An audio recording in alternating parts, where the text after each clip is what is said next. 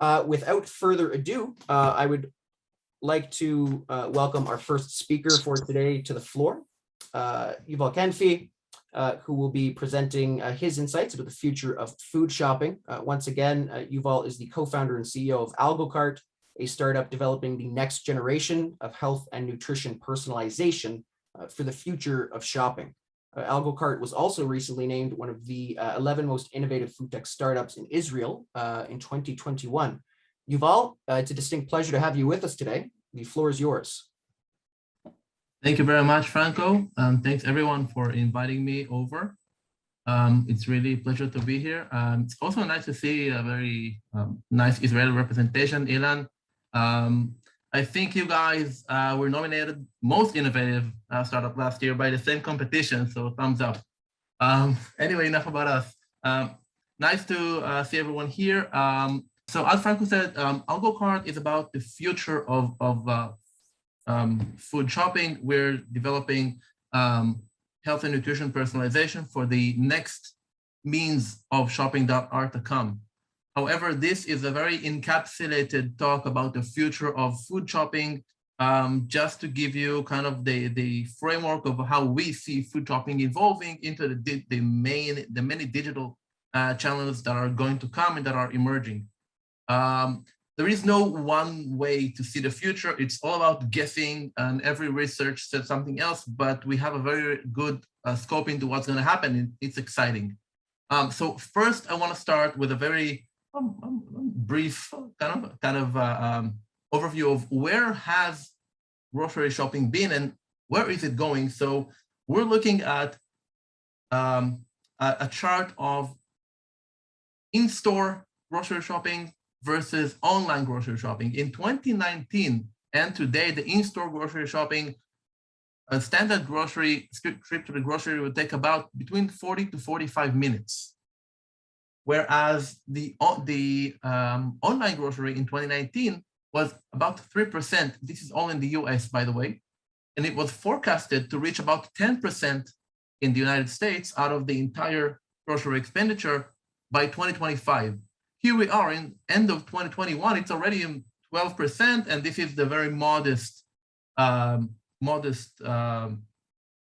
research. We are going to see online grocery taking a larger and larger chunk of the entire grocery spend, and it's going to be at least 20%, again, very modest by 2025. And this is because online is not just the website anymore. It's a whole lot of means. Whereas the in-store trips are going to be shorter and shorter. I don't know if it's going to be actually 15 minutes. Some research says 15, some research says 20, but what we do see is frictionless shopping, no checkout. So we're pretty much gonna walk into the store, pick up what we want, and go out. Grocery shopping is going to change, and with it, the entire food shopping and food consumption. At AlgoCart, we've defined 4 major pillars of what food shopping is going to be consisting of. One is going to be consisting of multiple touch points. I will get up in the morning, in my bedroom, I will see that I ran out of orange juice, and I will say, hi Alexa, that is by my bed, add orange juice to my cart. I'm gonna go down to the kitchen, I see that maybe I'm gonna run out of milk, and I'm gonna add milk from the kitchen screen, from the fridge screen. It's gonna be a smart refrigerator. This is already going on in the States. Samsung have launched a smart fridge that does that. On the way to work, we would be running out of protein bar that we maybe eat in the car, and we're gonna add that into the cart from Siri. We will have the smart cart, the online, the mobile. Sometime along the week or the 2 weeks or a month, we will be finalizing that trip, but it's never going to end. It's gonna be consistent throughout the day. It's happening in fashion, it's happening in gadgets, it's gonna happen in food. It's already started. So we call this the never-ending shopping journey. We're going to delve into that a little bit more.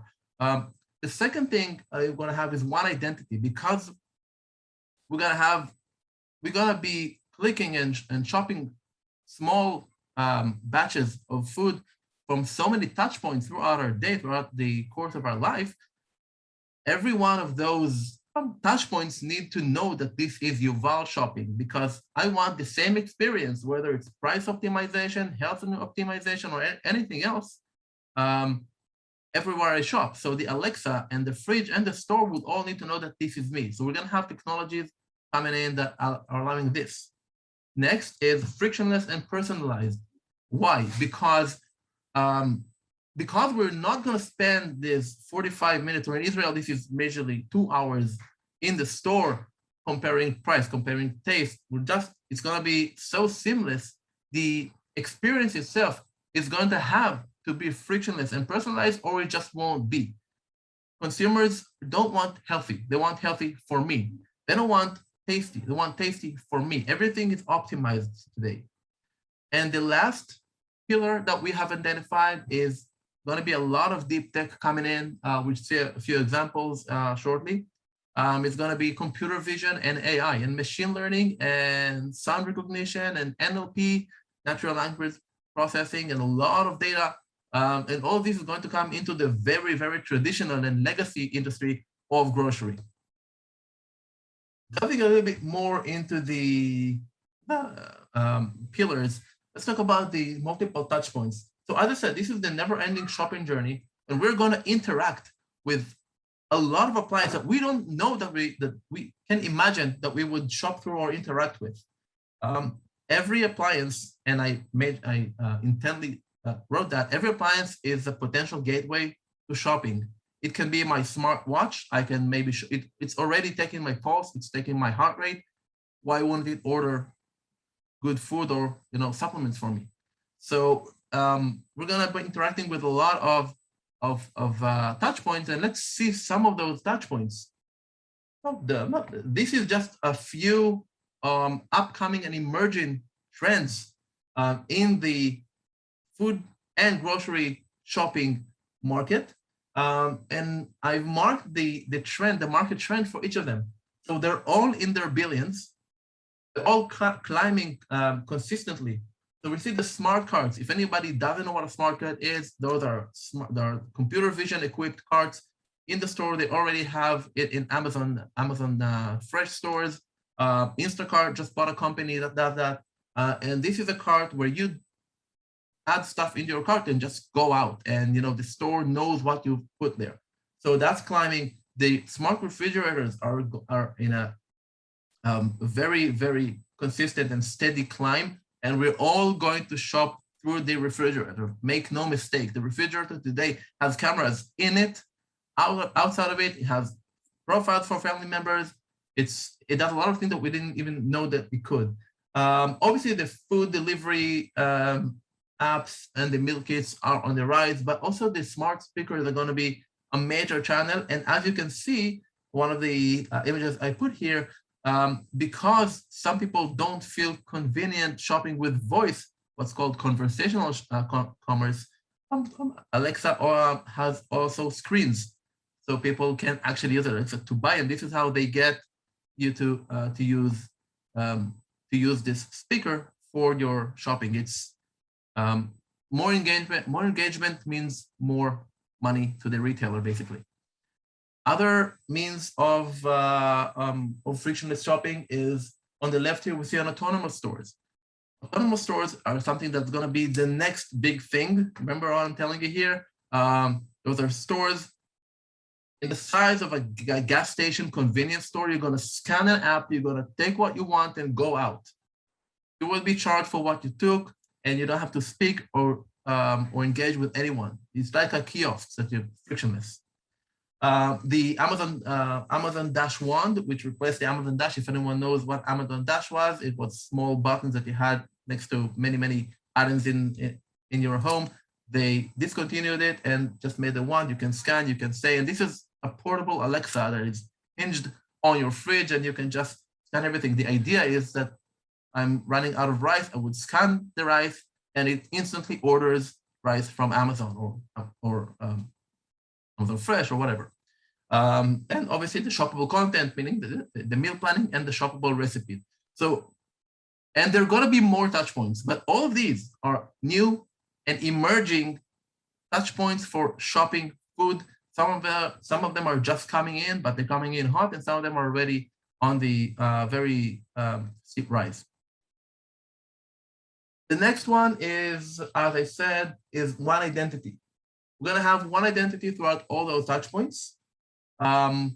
Also, as written here, privacy is going to be an issue. Privacy is going to be something not everybody's going to waive their privacy for that, but people are willing to give more personal data to get better experience. We know that already.